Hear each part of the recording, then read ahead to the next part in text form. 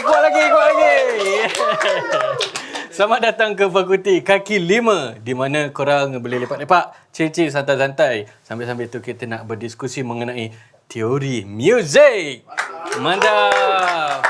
Nah, pada yang baru datang dan tak tahu apa itu Fakulti Kaki Lima, ini adalah sebuah program di mana kita design program ni supaya semua orang boleh belajar perkara-perkara asas dalam teori muzik. Dan harapan kita sebenarnya adalah supaya, dia orang ni serius kan? Aku macam cakap dengan anak-anak. Nak harapan kita adalah supaya korang semua boleh baca skor muzik yang musician selalu baca tu.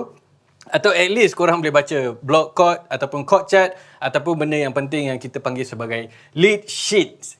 Lead sheet ni adalah satu dokumen di mana korang boleh membaca notasi-notasi muzik tu. Basically kita akan bagi kepada drummer, gitaris semua tu, semua akan dapat lead sheet and then jalan, boom, semua jalan. Walaupun tak pernah rehearse, tapi kalau korang dah boleh baca, benda tu save time dan save cost. Tiba mempromosi. Okay, hari ni saya masih lagi ditemani oleh satu band yang berbakat besar dari Johor, Brains You. Tepukkan untuk diorang. Yes.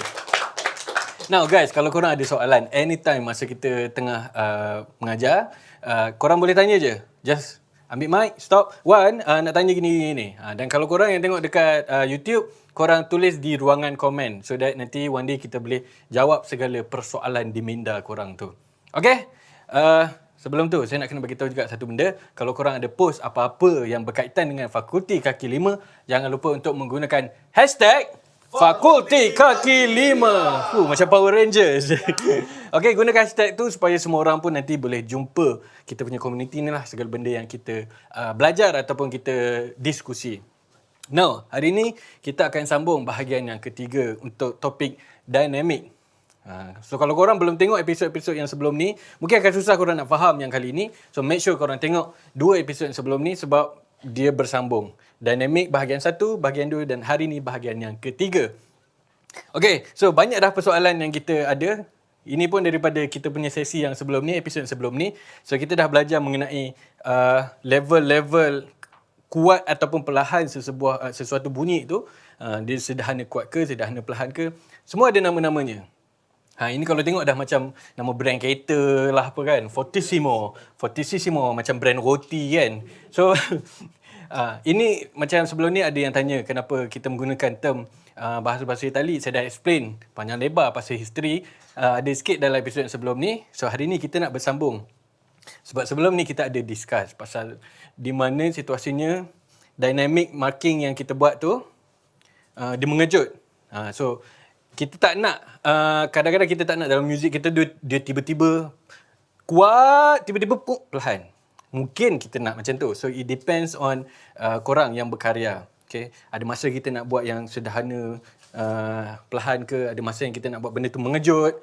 Tapi ada masa juga kita nak buat benda yang gradual.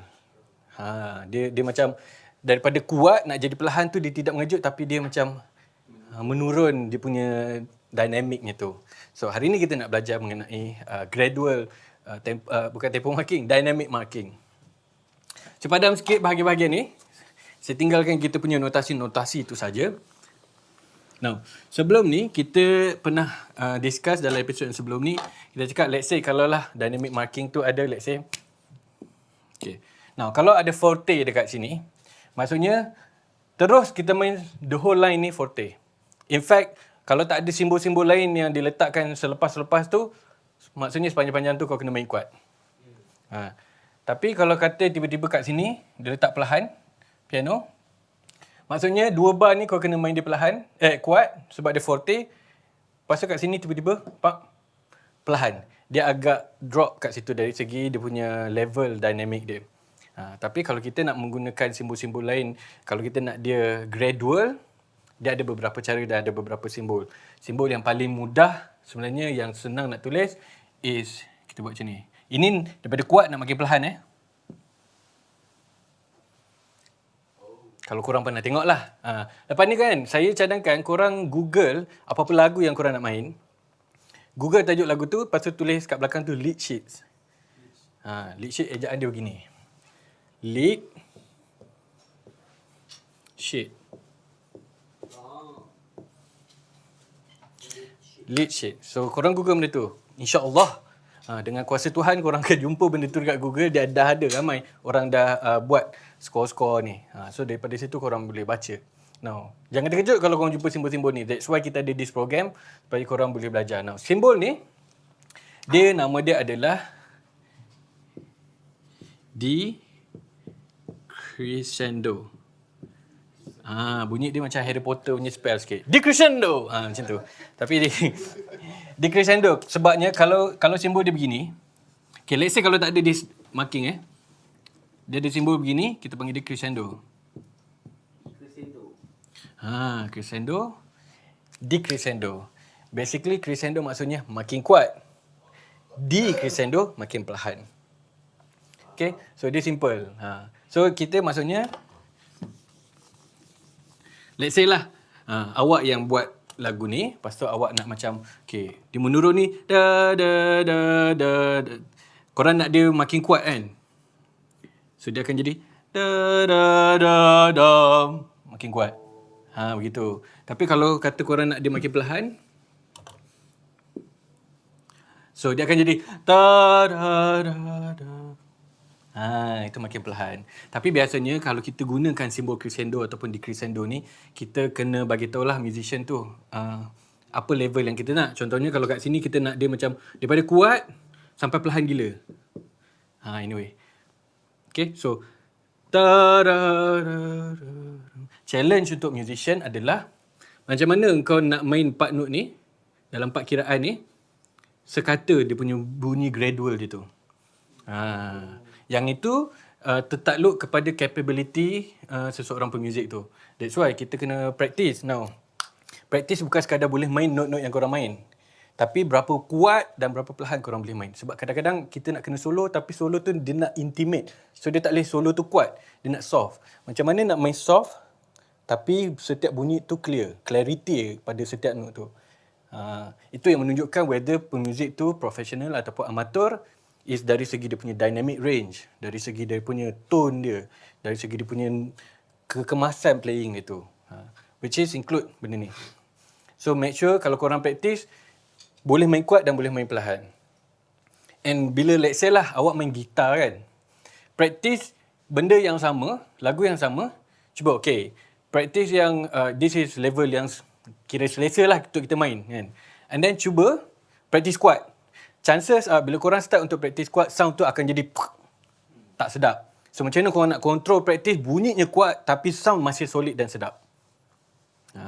Tapi itu lebih senang daripada nak practice soft. Nak main soft ni lagi susah.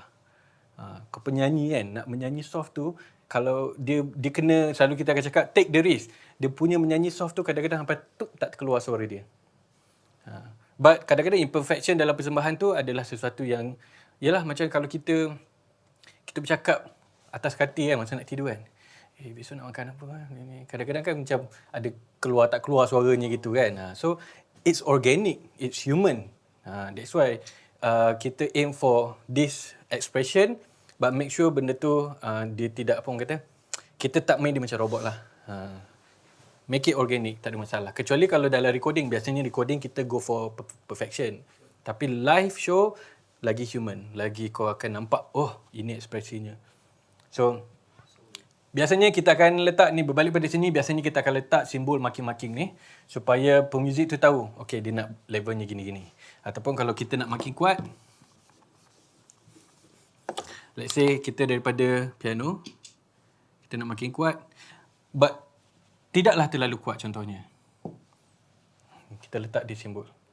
So kita tahu daripada level perlahan ke sederhana kuat. Simple. Nak tanya Wan. Yes. Untuk simbol descendo atau crescendo, boleh ke kita guna 2 kali? Maksudnya bar tu kita buat descendo, sebelah dia pula buat crescendo. Boleh ke dia tak ada syarat-syarat dia nak guna Tak simbol ada. tu? Tak ada. Okay, contohnya good question. Now, let's say saya buat gini. Okay. So kalau kat sini, maksudnya ibaratnya 2 note ni kita kena crescendo, 2 note ni kita kena decrescendo. So dia akan jadi J. So dia akan jadi gini. Ibaratnya Dia akan jadi macam kau tengok F1 tu kan. Macam tu. Dia ada crescendo, lepas tu di crescendo. Yes. See, semua benda ni dah berada di sekitar kita. Alami. Benda ni organik. So bila kita main music, make sure dia organik juga. Robot tak boleh buat benda ni. Tak boleh. Tapi sekarang dah canggih robot tu. Tapi dia jadi benda tu very... Sebab dia matematik punya pengiraan. Maksudnya loudness dia tu kan. So dia tak sama kalau human yang main lah. Okay, ada satu lagi. Cara yang kita boleh guna adalah penulisan, dia just tulis. Contohnya crescendo. Crescendo tadi ejaan dia ni macam ni kan. Crescendo. So dia just buat C-R-E-S-C dot. Ini ada singkatan kepada crescendo. Kalau di crescendo dia just di crescendo gitu. Ataupun dim. Dim ni adalah singkatan kepada diminuendo. Oh pula. Dia sama dengan decrescendo. So decrescendo maksudnya makin perlahan, diminuendo ataupun dim ni pun makin perlahan. So maksudnya kalau kita main kat sini, towards the end ni dia akan makin perlahan. So kadang-kadang ada juga komposer yang dia buat line gitu. So that kita tahu. So sampai sini. Bila line tu habis, maksudnya line tu dot-dot ni habis. So sampai situ je lah kita akan decrescendo. So these are the symbol lah. So yang korang kena tahu adalah crescendo. Singkatan dia C-R-E-S-C. Ada dot. Decrescendo. Singkatan dia begini. Ataupun diminuendo. Dim. Semuanya menunjukkan kepada benda yang sama, iaitu makin perlahan ataupun makin kuat. Sebab kita dah belajar kuat forte, piano perlahan. And then kita ada all this decrescendo and diminuendo supaya music tu lebih ada graf dia bila kita main. Tak adalah mendatar je yang kuat saja, perlahan saja. Tak, dia ada graf dia. Okay? Betul, faham. Bangun. Alright. Okay, saya nak mengajak orang-orang yang tengok di YouTube, jom kita tengok lagu diorang ada crescendo dan decrescendo ataupun tidak. Jom kita saksikan persembahan daripada Brains 2. Crescendo, make sure ada.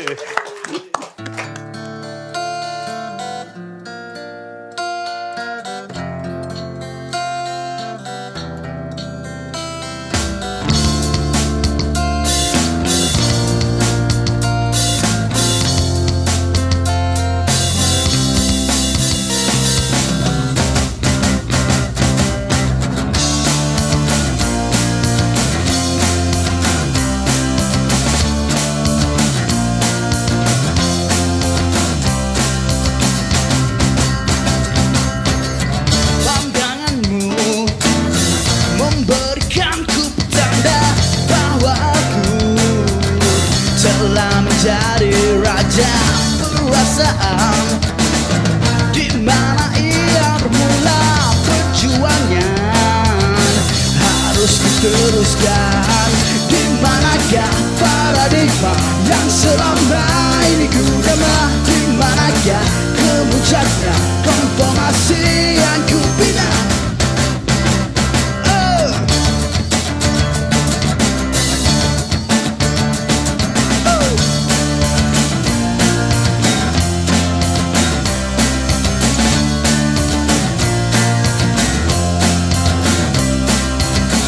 Persepsiku berubah sekelip mata, pandanganku disuruh oleh cahaya keyakinan, membuatkanku terlupa bahwa aku hanyalah boneka. Di manakah paradigma yang selama ini ku dapat?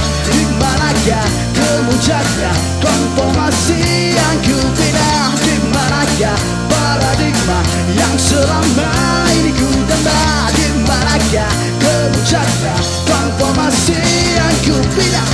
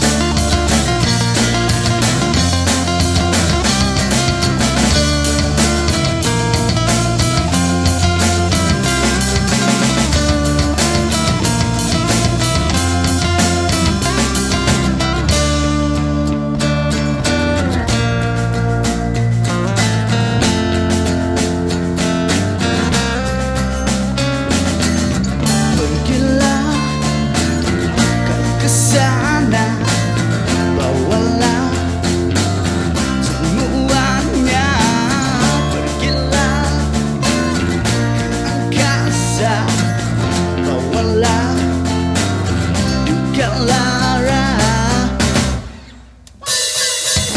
Di manakah paradigma yang selama ini ku tambah? Di manakah kemuncaknya transformasi yang ku bina? Di mana paradigma yang selama ini ku tambah? Di mana kemuncaknya transformasi yang ku bina?